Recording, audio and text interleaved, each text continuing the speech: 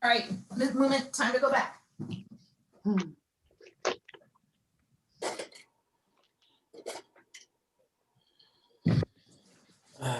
It's thinking.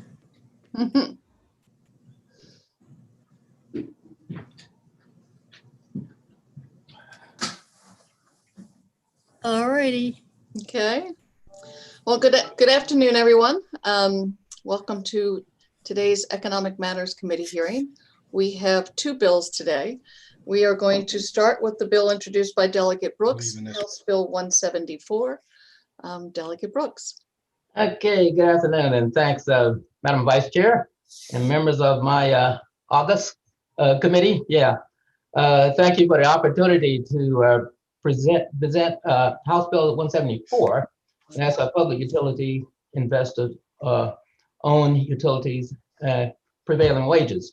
The purpose of this bill is to require investor-owned gas and electric utility contractors and subcontractors working on underground projects to pay construction employees at least the applicable Maryland prevailing wage. The bill applies to projects involving the construction, maintenance, demolition, restoration, alteration of any underground gas and electric infrastructure of the company, as well as any related traffic control activities. Because most utility infrastructure is buried in public infrastructures, this bill will assure that the construction standards expected on state infrastructure projects are maintained regardless of whether the project is publicly financed through a government agency or privately financed through another entity like a public utility. House Bill 174 addresses this by expanding the prevailing wage already paid to construction workers on public infrastructures like roads, bridges, sewers, tunnels, to include utility workers working on underground utility projects. Just like the public infrastructure, utility infrastructure is central to Maryland's economy and people's lives. Establishing a floor for construction of this infrastructure would be a natural and logical extension of the Maryland current prevailing wage law. And for that, I ask for a favorable report. Thank you, Delegate Brooks. Any questions for Delegate Brooks? I don't see any. Delegate Brooks, there are multiple people signed up. Was there anyone that you considered part of your sponsor group? Yes. Can I just go through, or anyway? Yeah, you can go down the list if you want, but Rick Bonetti, Raymond Diaz. Yeah. Okay. Just what order you want to call is fine with me. Okay. Yeah. Mr. Diaz? Yes, good afternoon. Can everybody hear me okay? Yes, I can. You can go ahead. All right, thank you very much. Let me start off here. Okay. Chairman Davis and members of the House Economic Matters, thank you very much for this opportunity to speak on behalf of this bill. My name is Raymond Diaz, and I'm one of the 3,000 members of La Yuna's Local 11, working throughout the DMV region in support of House Bill 174, which would apply to prevailing wage to most underground utility work in the state of Maryland. About 1,600 of our 3,000 members live in Maryland and are a job every day. Many of us own homes and pay Maryland property taxes. All of us pay Maryland state income taxes, and all of us pay sales tax on the goods and the services we buy in Maryland. The overwhelming majority of members, no matter where they live, are contributing to the local tax base because they work on construction projects that pay the prevailing wage. Through La Yuna and the Maryland's prevailing wage, I found a pathway into the middle class for my family because this state has clearly made the choice to leverage funding for infrastructure construction in the ways that help contractors pay family-sustaining wages with health and pension benefits. This bill is simply a natural extension of Maryland's prevailing wage. Thank you. Actually, I'm sorry. Let me wrap up with this. I was Sure. sorry about that. This bill is simply a natural extension of Maryland's prevailing wage. It's critical it is critical. Okay. This is critical energy infrastructure the public depends on every day, and it will help thousands of construction workers like me to realize the opportunity of the American dream. National research has shown again and again that prevailing wage laws help local workers attain higher wage jobs with increased health care and pension coverage. Research also shows these laws help bolster local economies and reduce drag on state-managed social safety nets. The bottom line is that prevailing wage promotes employment of local contractors and construction workers. Local 11 works with over 100 local contractors in Maryland, DC, and Virginia. Working for many of these contractors, I know that they take care of their employees. I know that their success comes from the way they treat their employees. Prevailing wage makes this possible and makes it possible for our contractors to provide a pathway to the middle class for thousands of construction workers in Maryland like myself. I urge you to support House Bill 147. Thank you. Thank Hello. you. Hey, what's going on? Oops. Doing well. I'm doing well. Trying to. Mr. Delegate Walker, you might want to mute yourself. Mr. Benetti, did you want to go? And then we'll go back and do questions for Mr. Benetti and Mr. Diaz. Thank you, Madam Chair and members of the committee. My name is Rick Benetti, representing Lyona's Baltimore Washington District Council. Here today in support of House Bill 174.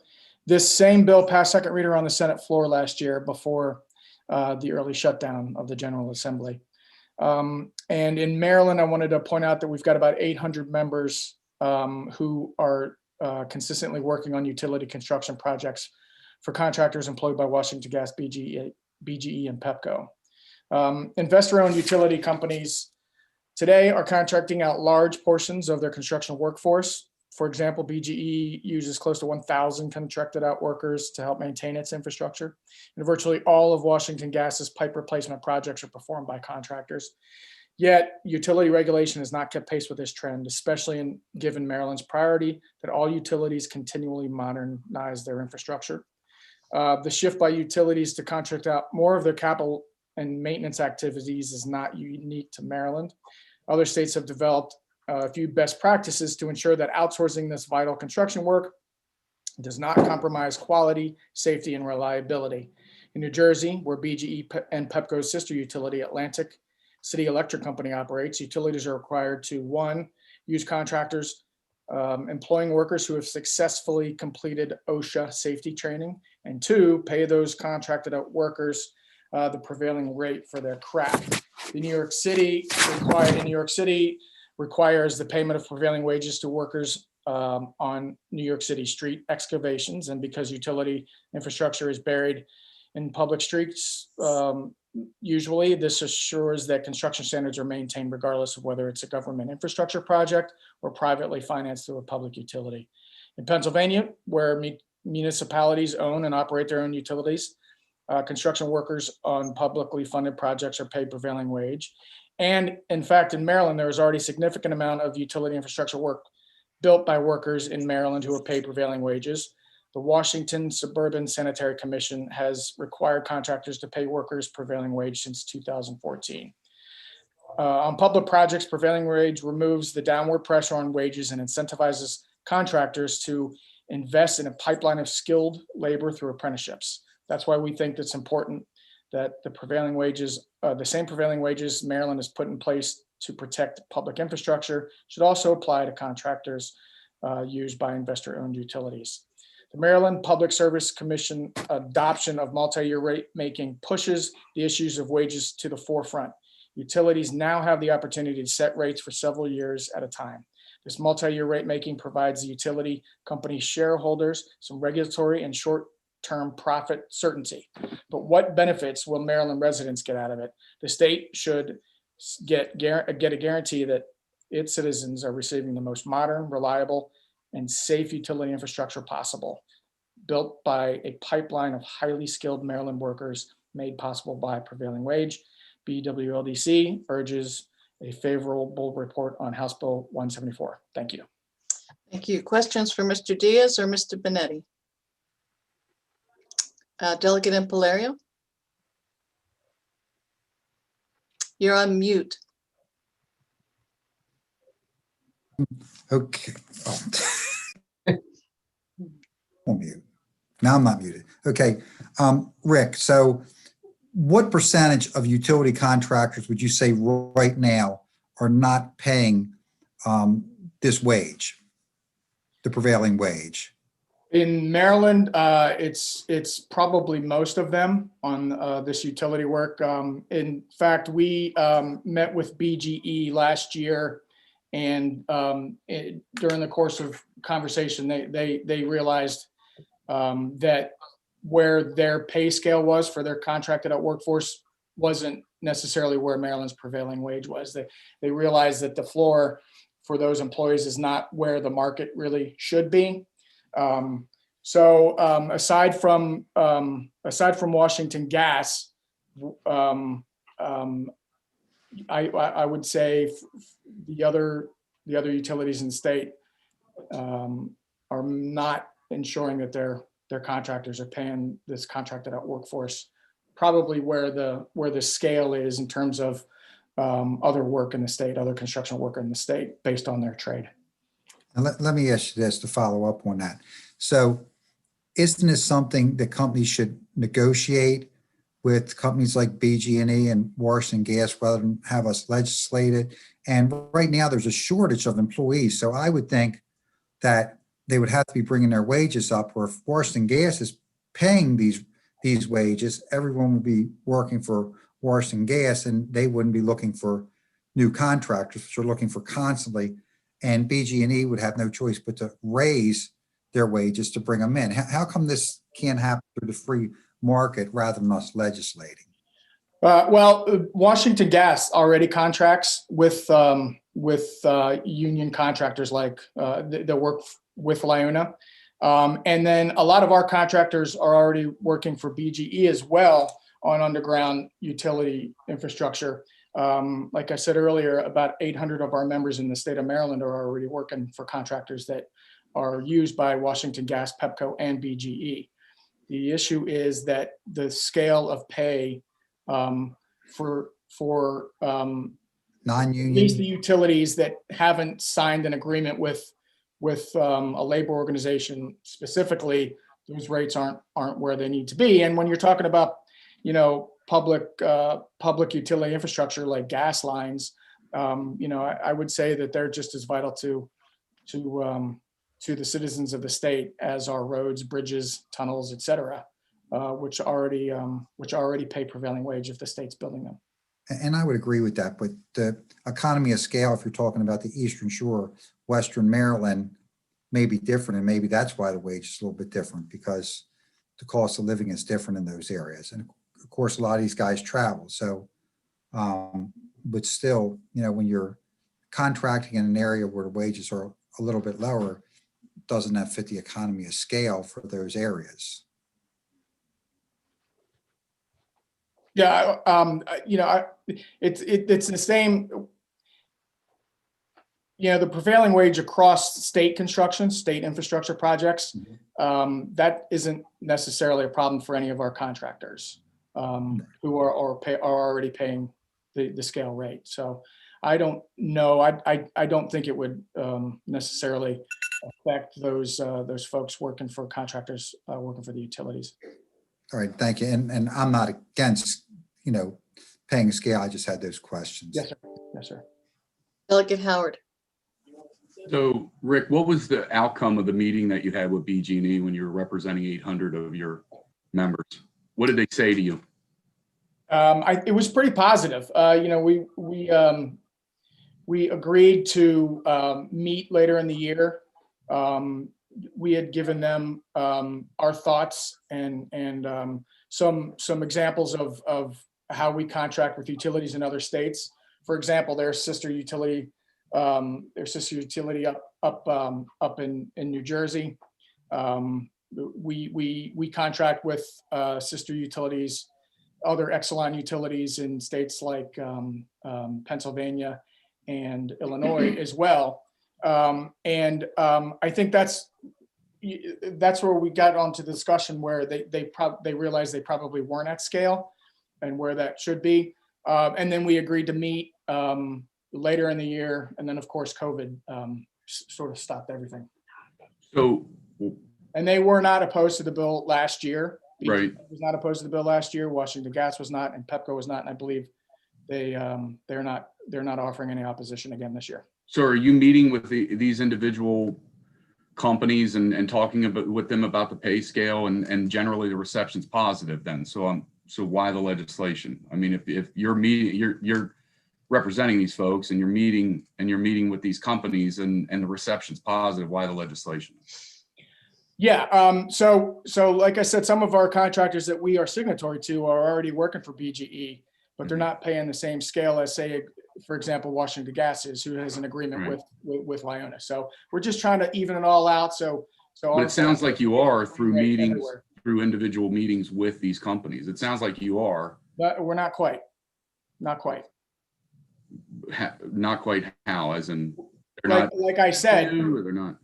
yeah. Like I said, when we met with BGE, they said, hey, we're probably not where the market is in terms of your rate. And your response was, what are you going to do to fix it?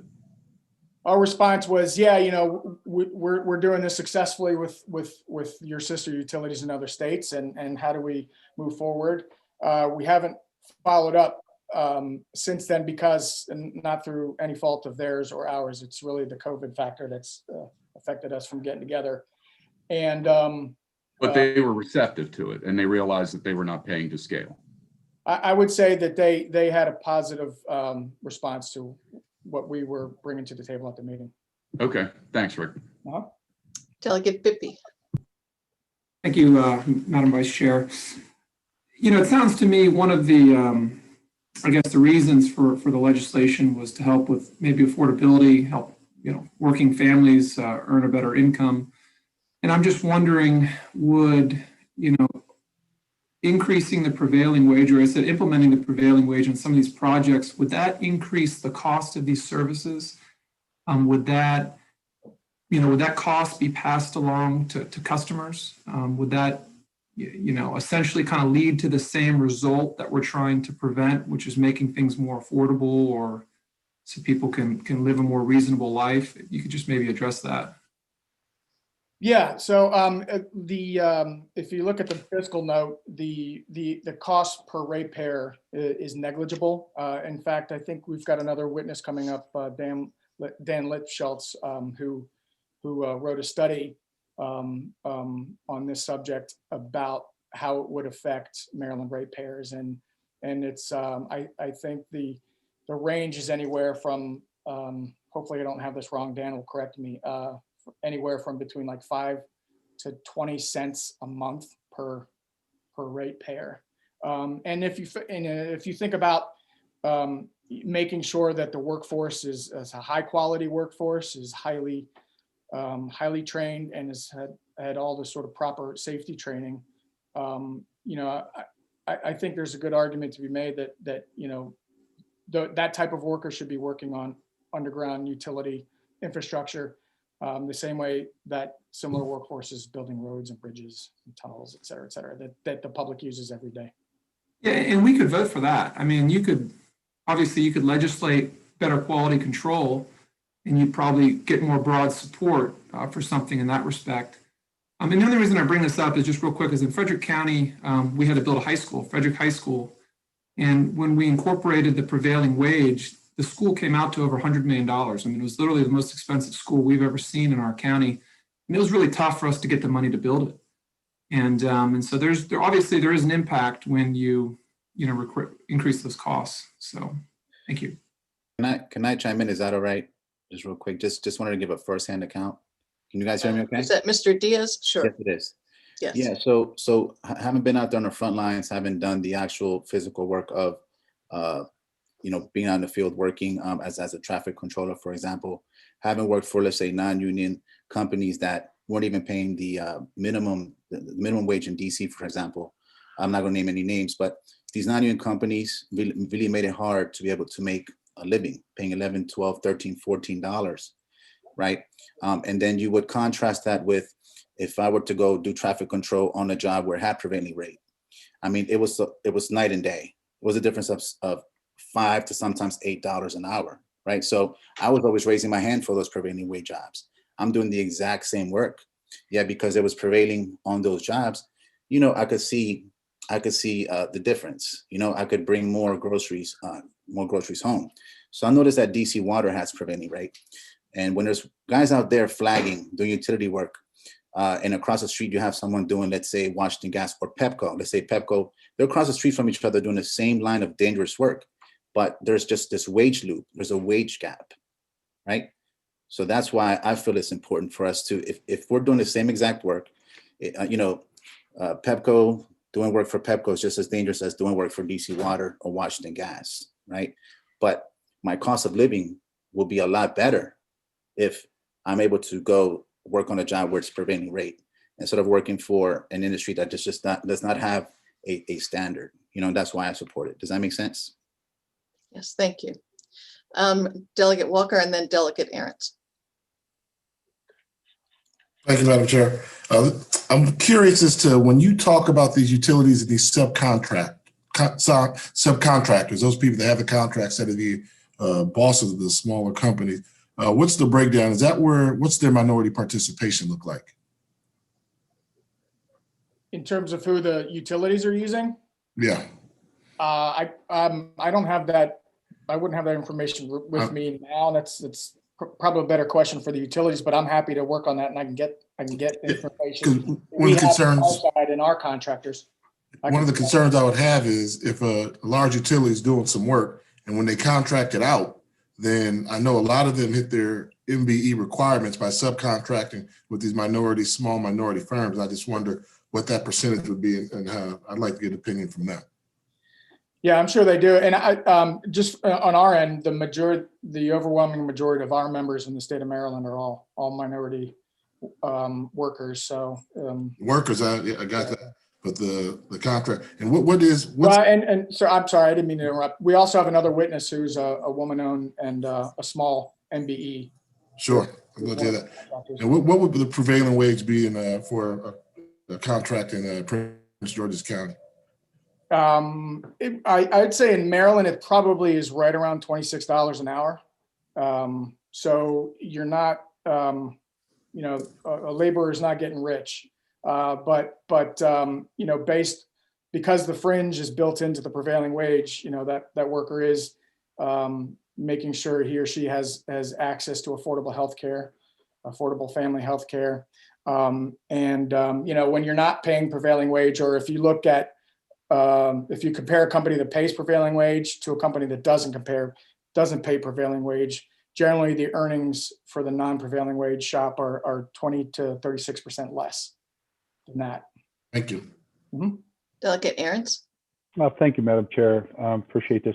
I guess, Mr. Diaz, I have a similar circumstance that Delegate Pippi brought up in Caroline County when we looked at a school. And I guess my question would be is we actually have pretty credible builders over here, pretty credible people that actually do this. I mean, these people have been around a long time, but our economies of scale, as we spoke before, are not the same. Why is a one size fits all? Why aren't you looking at those types of things in areas where our labor force isn't what it is, our job market isn't what it is? Mr. Diaz or Mr. Benetti? Either one, that's fine. Yeah. Hey, thank you, Senator or Delegate. Thank you for the promotion too. Or demotion. Yeah. So again, it's akin to the prevailing rate that a state or a county based on how much state money they're using for an infrastructure project. So it pays the same rate whether you're in Montgomery County or whether you're in Queen Anne's County. If you build a bridge and your county is using at least 50% state money, or if you're building a school and well, that is the problem. It's cheaper to build it without state money. That was one of our comments in Caroline County as we were doing it. It was probably going to end up being cheaper to use their own money and not go through the state because of the prevailing wage issues we ran into. Yeah. I mean, I think the DLS fiscal note will probably mention that that as far as any research the state has done, that prevailing wage raises labor costs maybe 2 to 3%. But there hasn't been any empirical evidence in Maryland or anywhere else in the country that the prevailing rate raises overall job costs of any sort of construction. That it just, the evidence isn't there. I mean, there's some back of the envelopes math and shoddy studies out there that people tend to tout, but generally, you know, prevailing wage does not raise the cost of an overall construction project. As far as a new business, a small business trying to get into this business, let's say I've been working for the union, I've been getting prevailing wage, I've been installing these all my life, like Mr. Diaz was speaking of, he was working to that job. What if he went out to start a business? How's he going to be even remotely competitive when he doesn't have the staff, the overall big business clout that some of these bigger businesses have? Well, if he's a contractor or she's a contractor, and I think we've got a witness coming up, Jamie Kurylik, that can address that question better than I can. But if you're a contractor and you're in an agreement with a labor organization that you're paying into an apprenticeship training fund and you're paying into a quality healthcare benefit package, you're going to consistently and constantly have a pipeline of highly skilled workers that are going to be on the job, well-trained and a whole lot more efficient than you would be if you're just, trolling the street to find, construction workers. So some of these companies that are actually doing it on the shore, they're dangerous, they're not competent, and they're not paying prevailing wage. Is that what you're saying? I'm saying that if a workforce, I'm saying if the state, like Maryland, Maryland's put a lot of emphasis on modernizing and making safe and reliable its utility infrastructure. The best way to do that is through a continual pipeline of workers that have had training specific to utility instruction.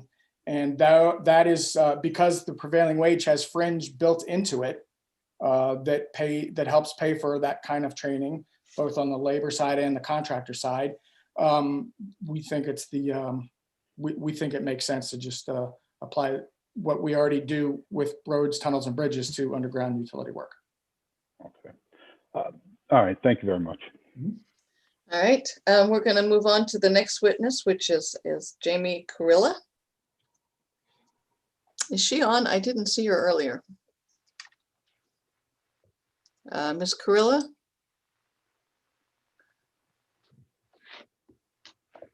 I'm sorry. And did I miss Delegate Adams had his hand up? I'll wait. Okay. I don't see Ms. Kurylik, so how about Dan Lipschultz? Thank you, Madam Chair and members of the committee for the opportunity to address you today on this bill. Yeah, I'm Dan Lipschultz. I was founder of Lipschultz Energy and Communications Consulting. And before I started my consulting practice a year ago, I served for 6 years on the Minnesota Public Utilities Commission as vice chair and a member of that commission. And during that time, I was lead commissioner on the alternative rate making proceeding, and I served and represented Minnesota on the National Electricity Planning Task Force. Before that, for my service on the commission, I spent 25 years in the energy and utility industry. I spent about half of that in private practice representing utilities, and the other part of it as a ratepayer advocate working for the Minnesota Attorney General's office. So I've been involved in hundreds of utility proceedings, dozens of rate cases and infrastructure proceedings involving utilities at the commission as an advocate and as a regulator. I've really seen the industry from just about every angle, from the ratepayer perspective, as a ratepayer advocate, as a regulator, and as a representative and counsel for utilities. And I sort of was retained by LIUNA, I think really based on that background, to take a look at this bill and analyze it and its implications to the public interest, as well as potential impact on rates. And what I found in my research and based on my experience are really, I think, two key points. First of all, a prevailing wage is going to tend to promote the public interest in safe, reliable, and efficient utility service. And I think it's important to note what others have already said. What we're talking about here is applying prevailing wage to essential, critical public infrastructure used to deliver essential utility services that all Marylanders rely on to heat their homes and their businesses. And because it's an essential service, it's not only an extension of Maryland's current prevailing wage law, but it's something that has to have a very, very high level of reliability. And because we're dealing with gas in public rights of way, safety is a big, big issue. And studies have shown that, and it seems intuitive, doesn't it? You pay higher wages, and higher wages tend to produce higher quality and more cost-effective outcomes by attracting labor that is more skilled, but also, and this is really important, encouraging the development of more skilled labor, of a more skilled labor pool over time. That's really what the prevailing wage does. And having a consistent floor like that really builds that labor pool to a point where you can rely on it to provide this really important construction work over very sensitive, safety laden facilities that deliver an essential service to just about everybody in the state. So that's one point I really wanted to emphasize. The second point is that it's highly unlikely a prevailing wage applied to utility construction work like this is going to increase utility rates. And I say that for two reasons. First of all, if you look at the actual peer-reviewed studies, the really reliable studies nationally in the United States and Canada, 82% of them indicate that prevailing wage laws have little, if any, impact on project costs. In other words, they don't drive up the project cost. And why is that? Well, not only do you get a more reliable, highly skilled workforce, but because of that, you get a more cost-effective workforce over time as a result of a prevailing wage floor, like this bill would provide. And the second thing is, even if there's a cost increase associated with prevailing wage, it's unlikely to have any impact or significant impact on utility rates because of the way utility rates are set. And it's important to have some perspective and think about this. When you talk about a company like BGE, they have a $2 billion capital rate base. So any rate increase is going to be in addition to that capital, as well as additional M&A costs. So the costs that are involved in a rate increase are a fraction of the existing rate base and the existing rates already in place. And then if you look at capital costs are a fraction of the overall costs that go into a rate increase. Then you look at labor costs, they're a fraction of the capital costs that go into the costs that are involved when a utility seeks a rate increase. And then it's even beyond that. There are so many layers of analysis and factors that the Maryland Commission considers before approving a rate case that you just can't take a dollar for dollar cost increase and assume that it gets passed through as a dollar for dollar rate increase. It doesn't work that way. And I've been involved in so many rate cases, I can tell you with absolute certainty that there are so many factors that can offset an increase in one particular cost component that you just don't see costs increases associated with a prevailing wage in this case significantly impacting utility rates. But just to be on the safe side, I did an analysis and I assumed a 2 to 5% increase in project costs resulting from a prevailing wage. That's, I think, on the high side, and I think the literature supports that that's really on the high side. But to be safe, I did that in my analysis, and you have that in the white paper that was submitted to you earlier. What we found there was, and Mr. Benetti referred to it earlier, the biggest potential increase on the average monthly residential utility bill would be between 9 and 22 cents per month. And I did that using BG&E's 2019 rate case, gas rate case. And in that case, I think that case resulted in a $3.53 monthly increase in utility gas bills on average. And if you added a prevailing wage to that rate case and used all of the analysis and the factors that were used in that rate case, you would probably get another potential 9 to 22 cent increase in the monthly utility bill on top of the $3. And so it really is de minimis. And then you have to think again about what you get for that 9 cent per month additional increase. And what you get is a highly skilled, highly reliable workforce that builds experience and reliability over time to work on these incredibly important facilities that deliver this incredibly important essential service that everybody depends on. And so, you know, I'd be happy to answer any questions and provide any more detail, but in a nutshell, this bill makes sense, and I urge you to approve it. Great, and I think Delegate Impelleri had his hand up.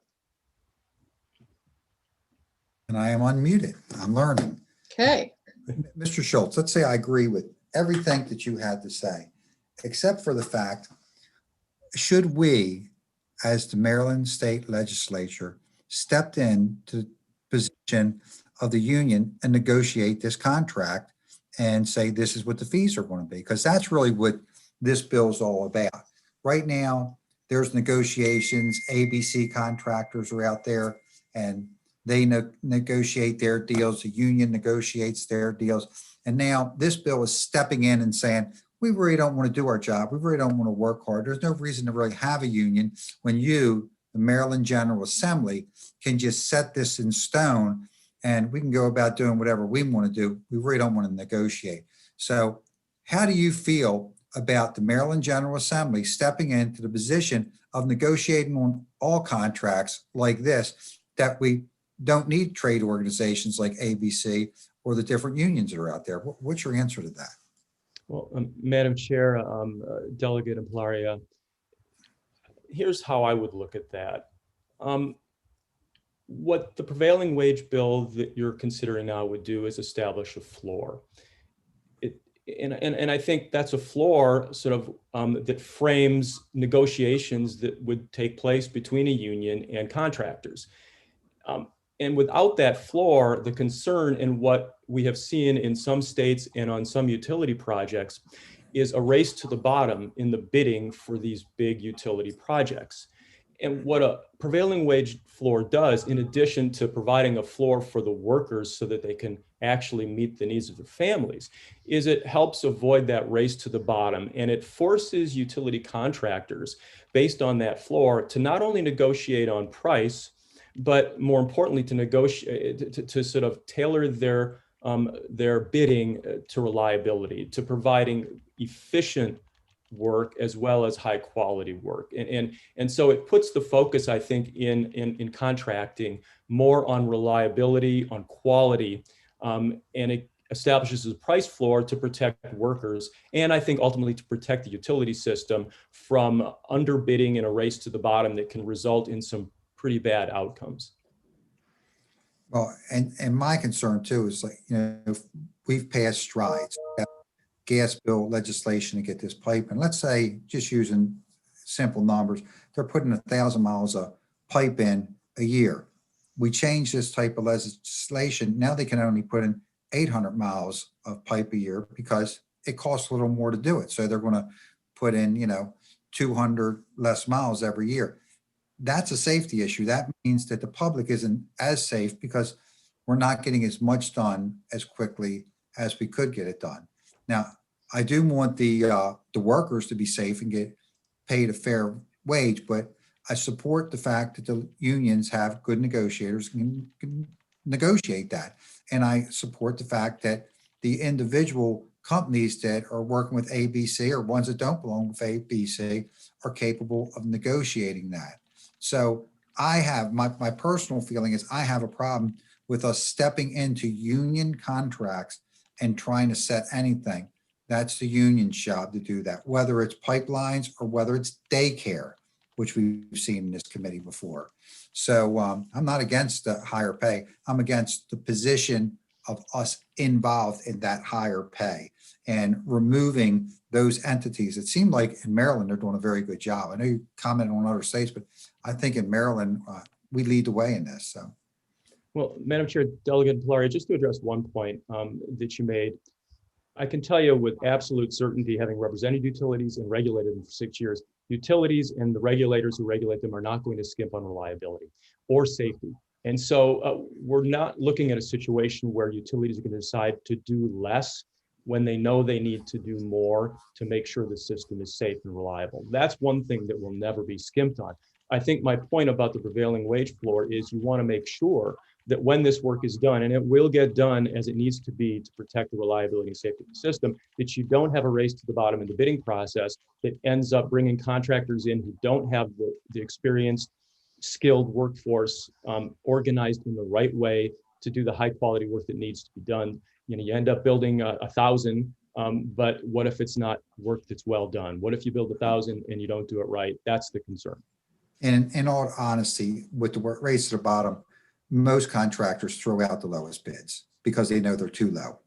They know there's problems with it, and they go with whatever the average bid is. It might be a little bit lower, but it needs to be within a certain range for them to accept it. They're not accepting bids. So I know what you're saying about the lowest bid, but I don't think the utilities, if 3 companies come in at 10,000, give or take $1,000, if one comes in $5,000 below that, they're not accepting that bid. And that's just the way, in reality, that it really does work. So government might do that, but these contractors do not. So thank All you. right. Any other questions for Mr. Lipschultz? I'm sorry, Delegate Adams, yes.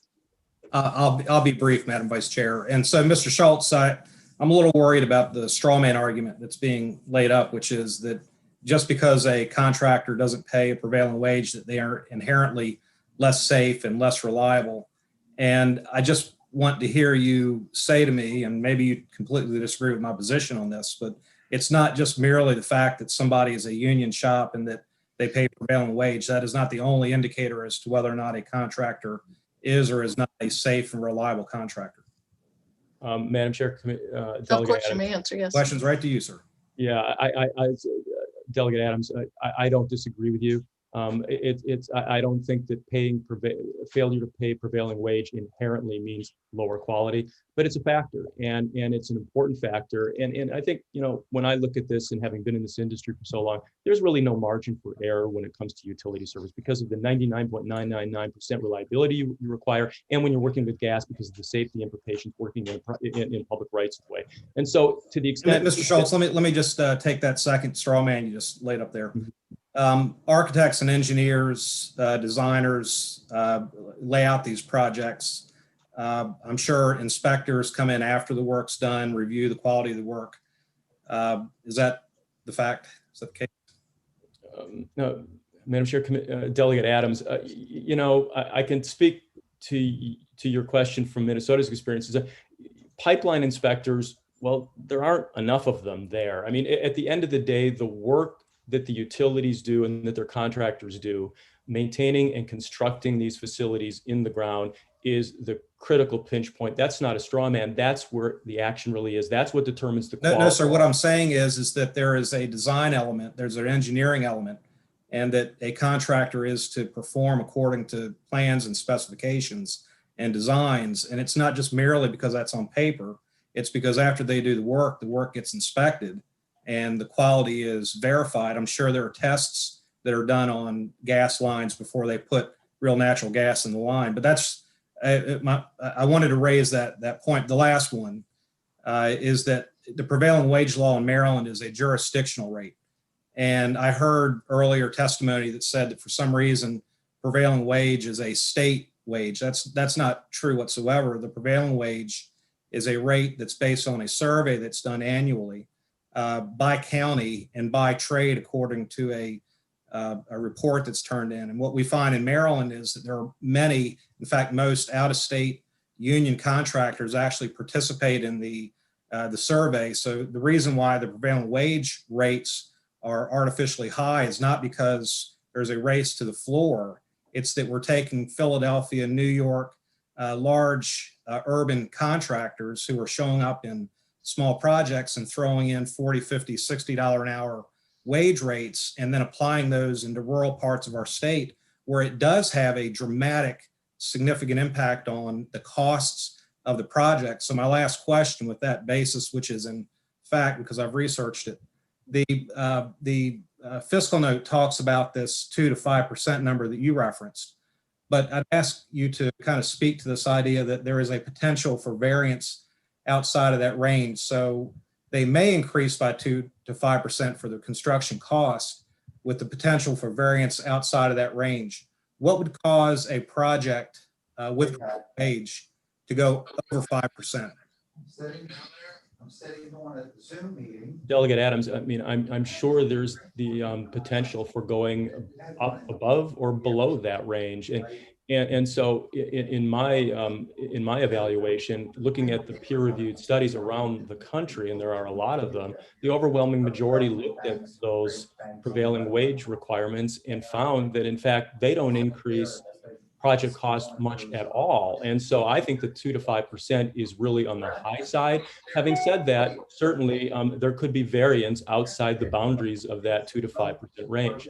Well, what I found is on trades where prevailing wage is used and you're paying somebody by the hour, productivity is no longer the metric by which we create costs.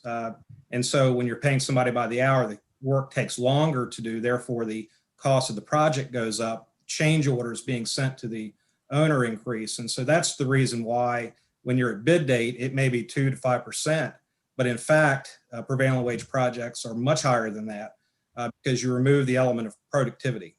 Thank you, Madam Vice Chair. Okay, we have one more witness on this bill who we have finally let in, it's Carilla. It is. Can you hear me now? Yes, we can. Okay, thank you. Yes. Good afternoon, Chairman Davis and members of the House Economic Matters Committee. My name is Jamie Carilla, and I'm the owner of Carilla Earthworks, a WBE and MBE small business contractor based in Prince George's County. We specialize in stormwater, utilities, and site development services for commercial, industrial, environmental, and residential projects throughout Maryland. Carilla Earthworks is in support of House Bill 174, which would apply Maryland's prevailing wage to underground utility work done by investor-owned utilities. Most state and public infrastructure work already pays prevailing wage. We believe prevailing wage helps companies like Carilla Earthworks partner with organizations like LIUNA to build a strong and local construction workforce, one that is paid decent wages with health care and pension benefits. We are proud to be a small company that helps create middle-class jobs for construction workers in Maryland. Prevailing wage helps companies like ours compete on a level playing field against companies that do the same work, but may not take care of their employees the way that we do. Currently, 50% of our workforce are Prince George's County residents. As a general contractor, we are involved in the Prince George's County Clean Water Partnership. Our firm was in the first cohort of a mentor-protege program included in the CWP. We started with just 2 employees, and today we employ 12 construction workers in the program. We have also taken advantage of the built-in local hiring incentives by focusing on hiring local county residents. And with their help, we have performed more than $8 million worth of stormwater infrastructure work throughout the county as part of the CWP. When Maryland invests its capital dollars in ways that support construction workers, it allows my company to continue to invest in apprenticeship and training for workers. As a result, our construction workers come to the job site experienced and well-skilled. This helps my company perform at a high level with great efficiency, which enables our company to do good work on time and on budget. My company is a great example of how prevailing wage builds value into public works capital investment. Prevailing wage promotes the success of local contractors, employment growth for construction workers, and helps build Maryland's economy. Because it's a natural extension of public works, we believe the same value will be built into work done by Maryland's public utilities through this bill. And we urge your favorable support of House Bill 174. Thank you. Thank you for your testimony. Any questions for Ms. Carilla? I don't see, Delegate Walker.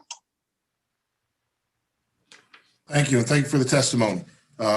First, how many employees do you have there at your company, Ms. Carilla? We currently employ 12. 12. Now, I'm assuming, do most of those 12 make over prevailing wage already? That is correct. So are there any employees that you have that don't make prevailing wage? No. All right.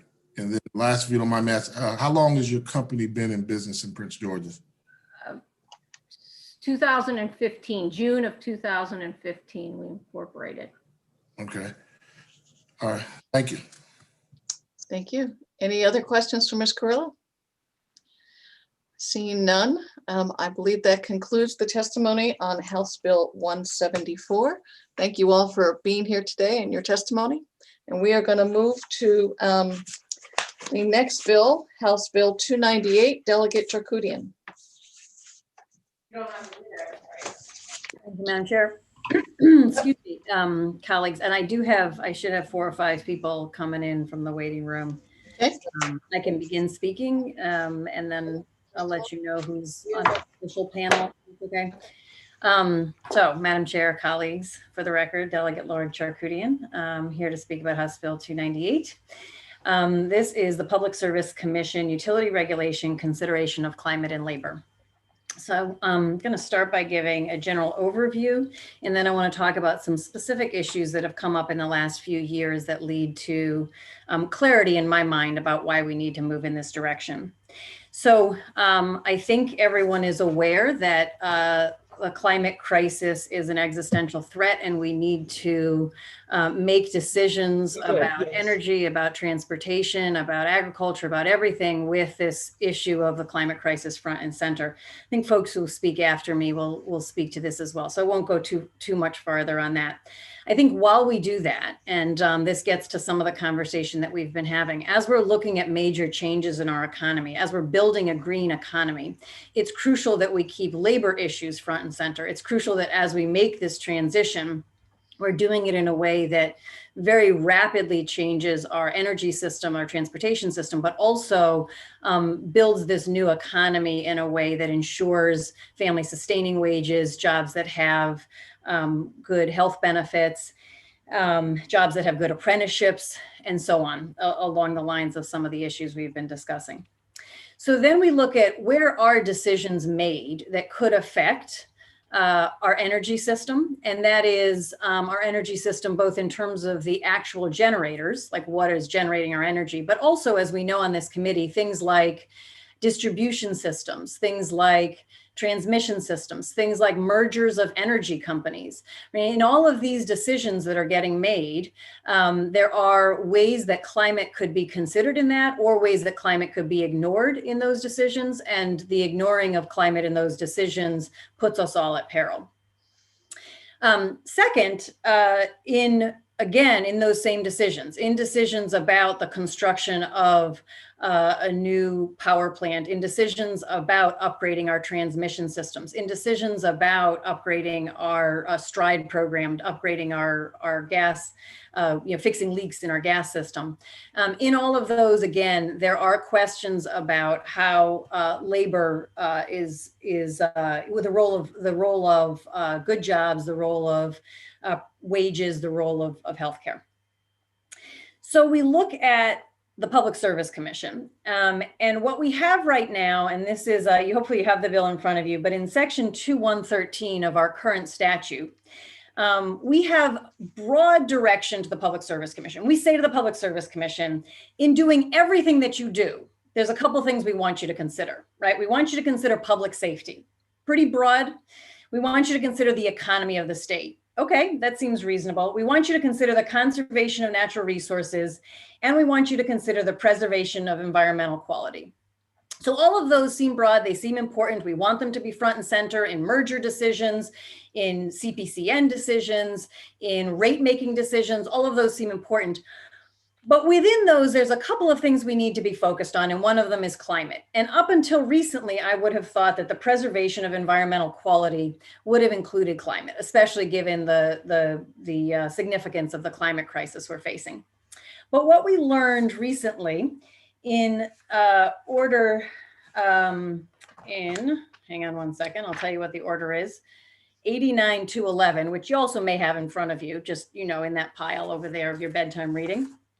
In order 89-11, what we learned is that neither the Public Service Commission staff nor the commission itself believes that the consideration of environmental quality includes climate change. In this case, advocates had brought before the commission a request to consider the impact of climate change on the Crane plant. Actually, not the other way around, not that the plant would cause climate change, but that the climate change and the flooding would impact the plant and make it dangerous.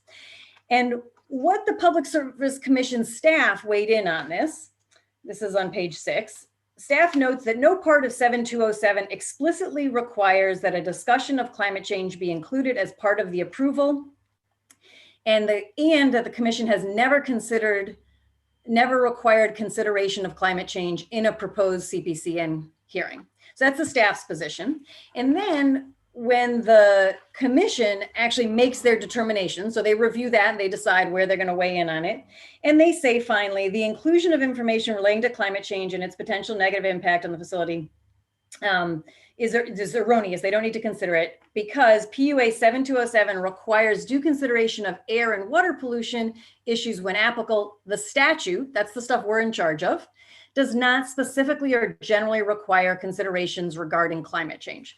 So clearly, the current commission has determined that they don't need to consider climate change. And I would say that based on everything that we have and everything we understand about science, we need every agency in Maryland considering climate change, and certainly the agency that regulates our public utilities. Second, along with this, as you know, 2 years ago, we considered alternative rate making. We passed the alternative rate making processes out of the House. The Senate didn't, but after that, the Public Service Commission took up this question about alternative rate making. And one of the things they looked at was this question of an approach that's called performance-based rate making. And what performance-based rate making allows us to do, it's a really interesting approach. It lets us say as a state, here's the values we have, and we want to have the utilities earn a rate of return based on meeting the goals that we establish as a state. So a bunch of folks got a chance to weigh in April and May of 2019. And among those who weighed in was LIUNA, and Rick Bonetti wrote a fabulous piece. I also hope that's in your bedside reading table, and I'm sure that Rick and I can provide you with that if it's not. But wrote a fabulous piece suggesting that there were other states that had considered labor standards in their rate making, and that perhaps the state of Maryland ought to do that as well. In their summary analysis of this, the Public Service Commission staff said, the labor unions presented a position that A4s offer an opportunity to create broader prosperity across Maryland while improving the state's infrastructure. And they go on to say, while these things are important, staff believes they are outside the goals of this proceeding. So what my bill does is it essentially says it doesn't require any particular outcome. It doesn't shut down any particular types of energy. It doesn't shut down. It doesn't require any particular types of energy. It doesn't require particular wage standards. But it says that within all of these really things that the Public Service Commission is considering, there ought to be a consideration of labor as part of considering the economy of the state. There ought to be a consideration of climate as part of considering the environmental impacts. And so I'm going to leave it at that. There's other questions that I'm happy to take if folks have questions. I think I have several people who want to weigh in on this as well, and then I could take questions or however you want to do that, Madam Chair. Thank you. Actually, why don't we hear from, I saw Mr. Tolkien. I think we have You have three. NAACP, I think, or the. I don't see that, but anyway, why don't we start with Mr. Tolkien, then we'll go to Mr. Murray and then Ms. Hartwell. And then Wonderful, thank you. Good afternoon, Madam Chair, members of the committee. My name is Josh Tolkien. I'm the director of the Maryland chapter of the Sierra Club.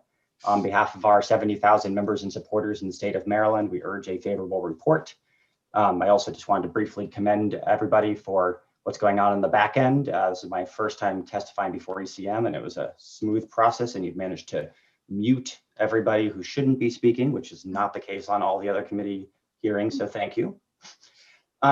This bill will require that the Public Service Commission consider climate change. We view this as a common sense way to implement policies that the General Assembly has already passed.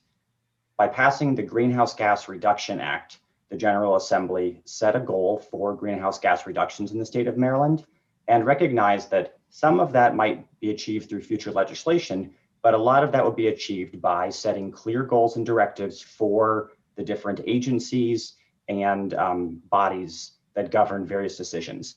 The Public Service Commission plays a huge influential role in pollution and emissions from the electricity sector, as well as the transportation sector, and will play an increasing role as we move towards electrifying our vehicles. So it is a huge gap that currently the Public Service Commission says that they do not have a clear directive to be taking the state's goals into account. This could create a situation where the state's actually spending money to reduce pollution in one place while having another agency completely ignore the impact that a particular policy might have on climate change. Further, it's not just on creating climate change, but also on considering the impacts of climate change to make sure that facilities that we're developing from pipelines to power plants, we understand whether or not they might be impacted by more severe weather, by sea level rise. And if we don't have the staffing and expertise to evaluate that, we'll be making decisions without that critical information. This bill would not be prescriptive. It does not say once you've done the analysis, you have to make XYZ determination. It simply requires that the analysis is done. In our observation, the Greenhouse Gas Reduction Act has set strong goals for the state, but we do need this legislation to properly empower and direct the Public Service Commission to do what it needs to do to help us meet those goals. And with that, thank you very much for your time. Thank you. Mr. Murray. There he is.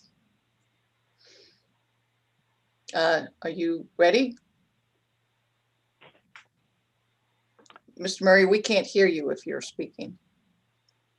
I'm sorry, Vice Chair Dumais. I was having a little bit of trouble connecting, but thank you all to members of the Economic Matters Committee and Delegate Charkoudian for leadership on this issue. My name is David Murray. I serve as Executive Director of the Chesapeake Solar and Storage Association. We represent the Solar Trade Association of Maryland.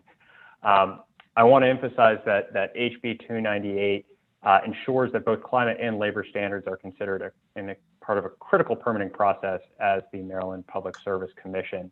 The Public Service Commission is responsible for approving new electric gas facilities for the state, and every generation facility over 2 megawatts in size, including solar facilities, must receive the CPCN in order to become part of Maryland's energy portfolio.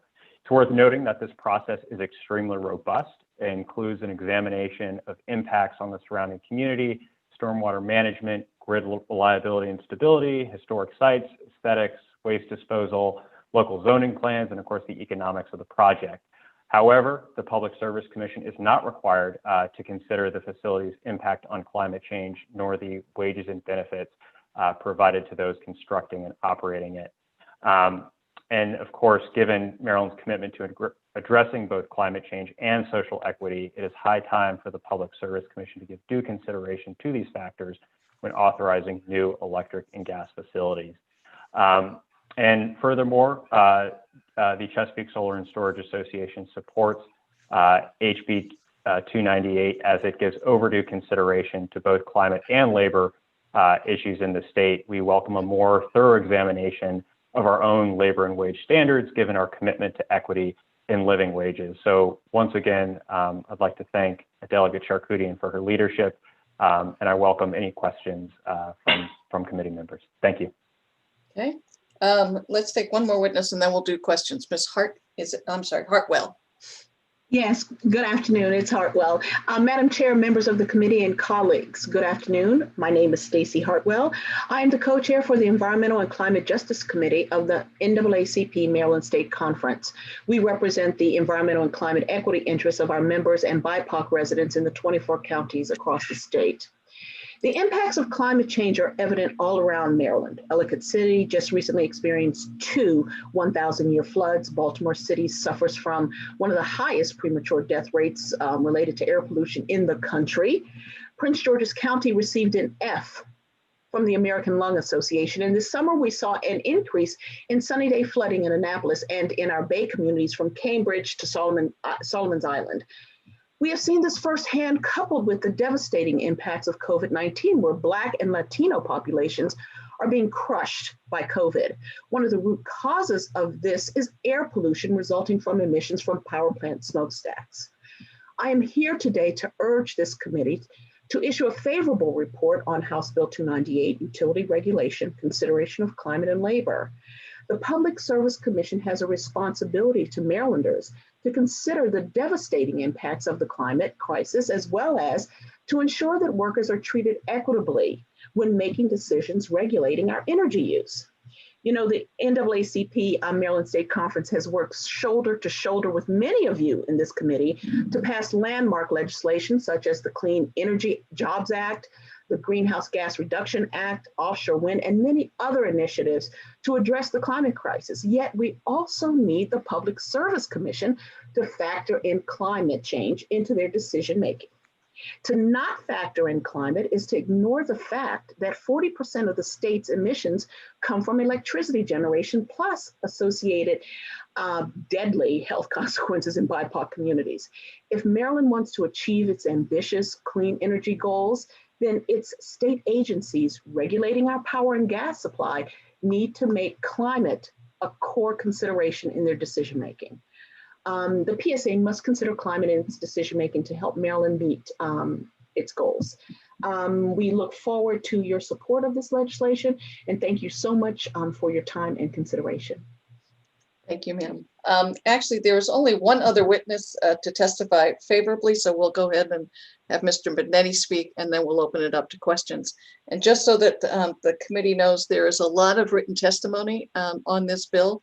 There is probably at least 20 individuals that submitted written testimony only, primarily written in favor, but there's some opposition and some information as well. So I would suggest that or recommend that the committee members also look at the committee testimony that is on your House floor laptop.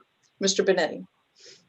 Thank you, Madam Chair and members of the committee. Rick Benetti here again on behalf of the Lioness Baltimore Washington District Council. We're here in support of House Bill 298. I think Delegate Charkoudian and the other witnesses have covered just about everything. I want to remind the committee, however, that you all heard a very similar version of this bill last year. And the cross-file of that bill, Senate Bill 656, did pass the Senate.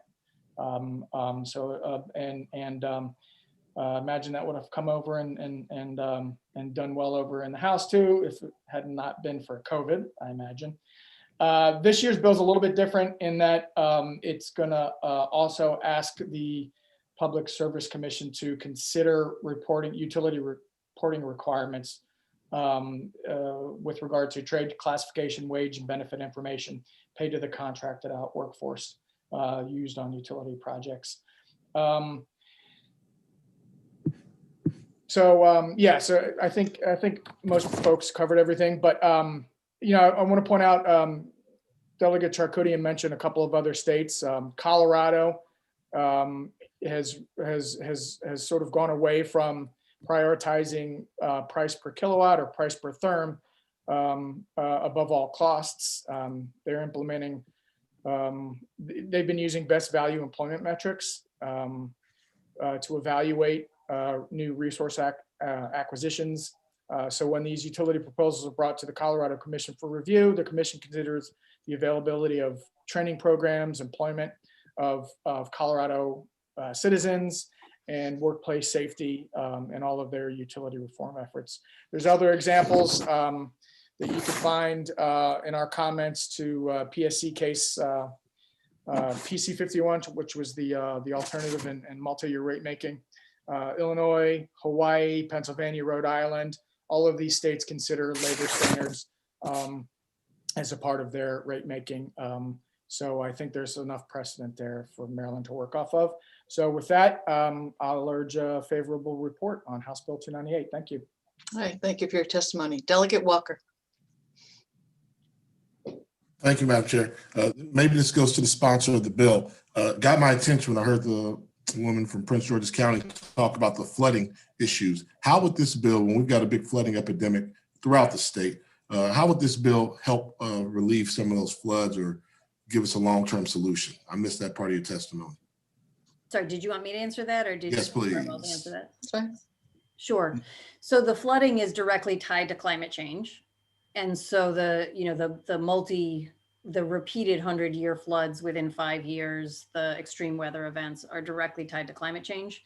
And so I think the part of the point is to consider climate change in all of our decision making, as we do that, as the federal government does that, as we move in the direction of considering and making changes to our emissions, that we can stem the worsening tide of these weather events. But the other thing that our bill does is that it not only considers the effect of the decision-making on climate change, but the effect of climate change on, for example, gas-fired power plant. So in the Crane decision, in that case, they were saying, because there's going to be increased flooding, you need to look at where you're putting this power plant. And the PSC said there were some procedural issues, but they weighed in on both procedural as well as the substance. And on the substance, they said, no, we don't. Yeah, And tell her that I'm on it with the computer. Sorry. And so the idea is that we're making changes in our policies to mitigate climate change, but we're also making changes in our policies to adapt to climate change and protect ourselves and our generation facilities against these floods and so on. All right. Delegate Walker, were you done? Yes. Delegate Howard. Thank you, Madam Vice Chair. Hey, Delegate Charkoudian. So in this bill, it says that we are, I guess, taking the advice of the international, maybe you can finish that for me. I'm actually looking at the bill. The international, it's a UN-based committee. It's best available scientific information recognized by the Intergovernmental Panel on Climate Change. So it's sort of the international best standards of the group that essentially sets the scientific understanding for the world community on climate science. So one of the things I'm concerned about, hopefully you can address it, is that body is not subject to international or national freedom of information acts. And actually I'm looking at in 15 seconds, I Googled it on a Forbes article about how that body was hacked, and emails definitively show a couple of things. One of those things that two of those things that they show is that evidence was being destroyed for political and ideological reasons between scientists, and that also too that there was some, I guess,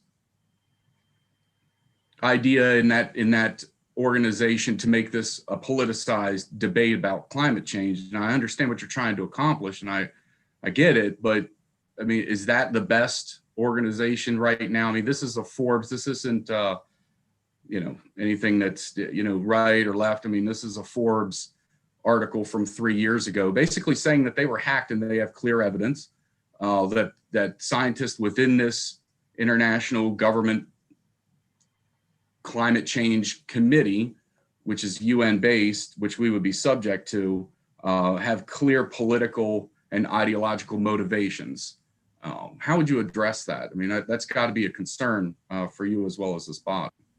Yeah, so thank you for that. And I'm happy to take a look at that article. I think that I vaguely recall that there was some concerns, and I think that there's any agency that you work with is potentially imperfect. This was 5,000 emails amongst a handful of people. 1,000 that clearly showed a political and ideological bias. So I'm just, but as a international community, and I'm thrilled that we have just rejoined the international community in the fight against climate change. And as an international community and working with the United Nations, we can continue to hold all of our bodies to higher and higher standards. But in the how? They're not subject to freedom of information. How? They're not subject to any type of freedom of information or any questioning by not only this body, but the federal government. Well, I'll tell you what, I think there's plenty of reasons to continue to trust and to work with our international allies on fighting climate change. And I think this is the best body to do that. But if you want to suggest another internationally recognized perfect body that— What's your bill? What's your bill? It is my bill. And I think that this is the best standard that we have internationally. And I think any bill and any organization, there's room for criticism. And I think with all of my bills, I've been open to suggestions for improvement. And so if you have another body that is internationally recognized and setting international standards for climate change that is more perfect than the one that I've identified, I'm happy to take suggestions. I'm not looking for perfection. I'm just looking for people that haven't shown clear evidence of bias and or destroying per Forbes and many other, esteemed articles destroying evidence and information. So, okay, thank you. Thank you. Delegate Adams was next, and then Delegate Ahrens and Delegate Watson. Thank you, Madam Vice Chair. And so the question I have is number one, and I guess the panel or the sponsor can answer. Define for me fair and stable. What do you mean? What are you trying to get at when you say fair and stable? Where in? Do you know what page that's on? Just well, so it's in the bill, but it's also described in the fiscal note. So so it's on page 5, and starts on line 16. If anybody wanted to follow. Right. So what are we saying when we say fair and stable? You're asking the Public Service Commission, which is a independent body, to make determinations. What's the metric? What are you trying to get at when you say fair and stable? Yeah. Well, so what I was trying to do here is, if you look at the construction of the rest of that section, they're all very broad terms. So public safety, the economy of the state, conservation of natural resources, preservation of environmental quality. So overall, you have these broad terms that the way that things play out in the Public Service Commission is through public hearings. And so then what happens is, once we as the General Assembly establish these broad concepts, we want you to consider public safety. Well, before the Public Service Commission, you have multiple people arguing whether this particular STRIDE program is in the best interest of public safety, if we should hold Washington Gas accountable for the explosion, if that's in the best interest of public safety. So there's always going to be a range of opinions of what's in the best interest of public safety. In the same way that I expect what you're getting at is, there's a range of opinions of what creates fair and stable labor standards for affected workers. But what I'm trying to do by putting this broad concept in this place in statute with other broad concepts is give a shot to be able to have those conversations in these Public Service Commission hearings. So if we come back to what I was saying earlier, when LIUNA submitted in the A4's PC 51, when they submitted their position, I'm not trying to write into legislation so the PSC would have to accept what LIUNA put in. But what I'm trying to say to the PSC is, you have to engage around those questions. And what PSC said was, staff believes those are outside the goals of this conversation. And so I think that this particular section, it's consistent to have broad concepts that are not necessarily. Well, Delegate, I guess all I'm saying, and it's not necessarily in opposition to the bill, it's that you're asking the Public Service Commission, an entity that has a speciality to get into labor and markets, and I'm not sure that's exactly the best entity to do that. And of course, the question, the way you've answered it, you've also answered when you say affected workers, who are the affected workers? But let me get to the follow-up, which is the only other question I had here. When I, as an Eastern Shore representative, read maintenance of fair and stable labor standards for affected workers, you know what that says to me? It says that on the Eastern Shore of Maryland, for the next 10 to 15 years, we might lose 4,000 to 6,000 acres of profitable and productive farmland for which we feed the poultry industry.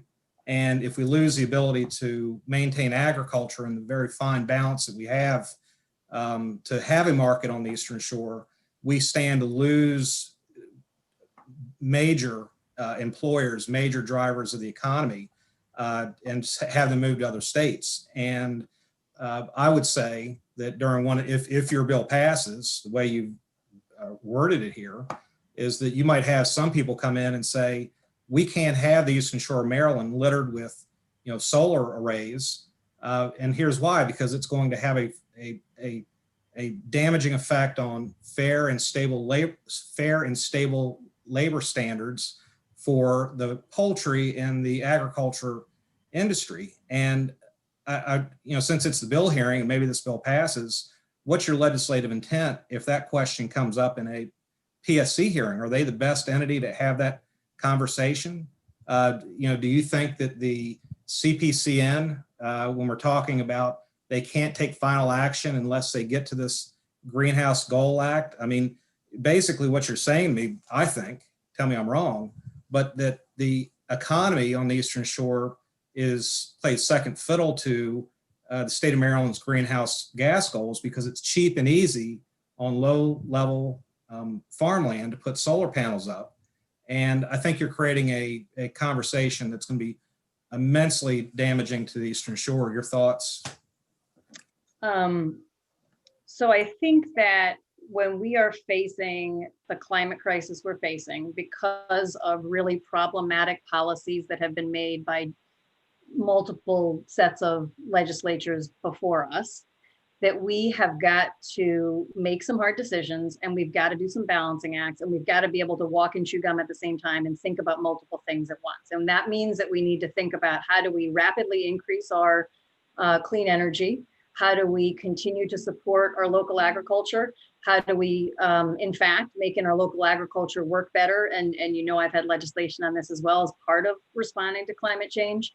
And how do we do all of that in a way that really builds good jobs? And how do we keep equity front and center, as we heard from the NAACP about the way that climate change disproportionately affects communities of color and lower income communities in the state?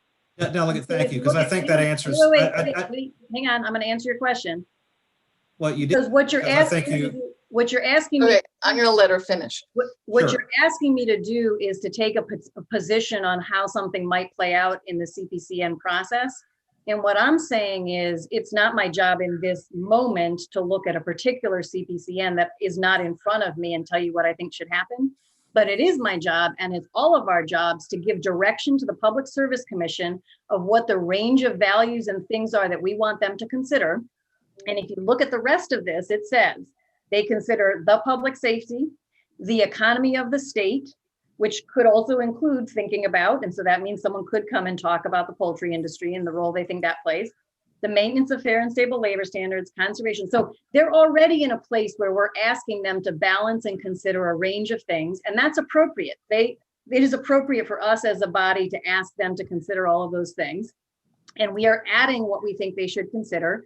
And I'm not saying that that's going to be easy outcomes. There's hard decisions to be made. We make hard decisions all the time, so do they. So I'm not going to tell them right now what their decision should be in that fictitious CPCN process that may or may not come in the next year. But what I do think is appropriate is for all of us to direct them about what issues and what values we want them to consider. All right, and just so that everybody remembers, we'll have time in the committee to debate this, and I assume it'll probably go to a subcommittee. So we could perhaps do wordsmithing if needed and work that out. But Delegate Ahrens has a question. Well, my question will be short in lieu of what you said, Madam Vice Chair. I appreciate that. Delegate Charcunia, just a real quick thing. When Delegate Walker spoke about flooding and what have you, we have local planning, we have MDE, we have all these resources in the state right now that are supposed to be doing what you're asking the PSC to assume. And I'm wondering if that's a wise use of the resources, or are you going to nullify these groups that are already doing it and say that the PSC now has to duplicate that effort somehow, some way? Thank you for that question and the chance to clarify. So no, the PSC would not be considering, for example, flooding directly, like what should we do about the saltwater intrusion on vast swaths of currently productive agricultural land on the Eastern Shore. That's not what they're going to consider directly.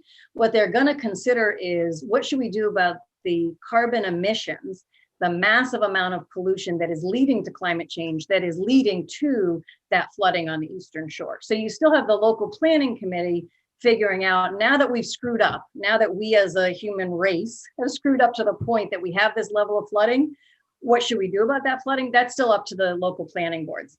But isn't MDE involved in all this also?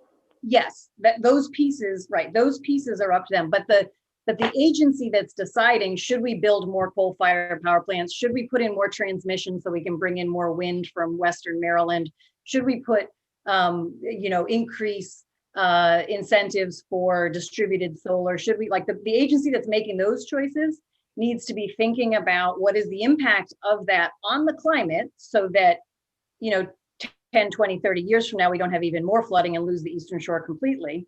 And what is the impact of that flooding on the particular power plant that they are permitting? So it's not what the impact of the flooding on the whole state, but if they're permitting a power plant, could increased flooding affect the safety of that power plant? They are supposed to look at that piece of it, but it doesn't change the planning and the the MDEs and the roles of all these other agencies in looking at how do we do mitigation in the rest of the state. But I thought that was part of their mission in Maryland, to keep control. The environment is their thing, whether it's going to be air pollution, water pollution, flooding, or whatever. The environment is their main focus, and you're asking the PSC to get involved in that, or at least have a wing in there. So the MDE doesn't regulate power plants. They regulate emissions. They don't regulate the climate change piece from the power plants. And in fact, the DNR PPRP makes the recommendations for PSC's decision. So there is direction for DNR's PPRP on how they're supposed to consider climate change to present it. So the bodies interact with each other, and this bill supports all of them working together to consider climate change. all right, thank you. Thank you, Madam All Chair. right. I'm afraid to ask, but we obviously have an excellent panel, and I just wanted to give everyone an opportunity. Does anybody have a question for the rest of the panel before we move on to the unfavorable testimony? I don't see any in the chat or on the list. So then that would conclude the favorable testimony. We thank you all for being here and speaking. And then the last witness would be Brian Smith. Good afternoon, Madam Chair, members of Economic Matters. I'm Brian Smith here on behalf of WGL. We oppose House Bill 298 and would urge an unfavorable report. So while the power plant provisions are not applicable to WGL, we're not in the electricity or power business, adding those new requirements for what the commission considers would in fact impact all utilities and customers throughout the state. At the first bill hearing today, I think we heard a lot about labor, and just one piece I'd like to highlight, not to belabor the point, is that safety is critical. And that just fundamentally means our employees and contractors, from engineers planning those large projects to traffic control folks, are qualified for those roles to protect our safety priorities. Additionally, while the legislation does a great job in highlighting the importance of climate mitigation, requiring the commission to consider undefined metrics for global climate warming would be difficult to equitably implement. With over 500,000 customers in Maryland, Washington Gas is proud to play a critical role in meeting the state's energy requirements, particularly during these colder winter months. We're also working to help Maryland achieve its long-term climate objectives in a way that will ensure system resiliency, reliability, all while protecting social equity and other issues. I would note, without adding the bill's criteria to PSC considerations, the state has several programs that are successfully reducing emissions. For us, one to highlight would be energy efficiency through Empower. And on the electric side, you could point to the RPS expansion that was passed a couple sessions ago. Just to note for us, some future strategies could include things like renewable natural gas, combined heat and power, decreasing emissions further through STRIDE, or adopting new end-use technologies.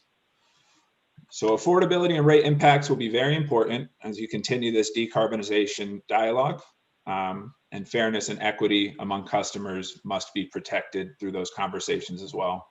So thanks again for your time. It's great to see you all through Zoom. The process was seamless. So thank you very much, and we urge an unfavorable report for House Bill 298. Thank you for your testimony. Any questions for Mr. Smith, Delegate Arentz? You're still on mute. Just help me out with a real quick thing. In most every utility that we have out there today that's actually trying to grow their business, trying to do their business, is their main goal to take care of the environment? Is that a primary goal for you? Certainly a consideration. I think reliability, affordability, resiliency, operating a safe system would be priorities as well. Okay, well, if you were not producing clean energy right now, where would your business model be? We don't produce energy, delegate. Well, you know what I'm saying. We're If you just were a not distribution providing company. distribution, if you were not looking for clean energy solutions, where would your business model be? We consider serving our customers throughout the state, but as noted, the company is looking at ways to decarbonize its resource. So we're trying to move forward with the state and its ambitious climate goals. So you're already working on it, in other words. Yes, sir. Thank you. Okay, thank you. Any other questions for Mr. Smith?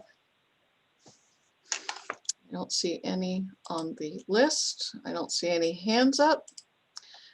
Then with that, that would conclude the testimony on whatever bill we're on, sorry, House Bill 298. And that concludes the bill hearings for today. For the committee,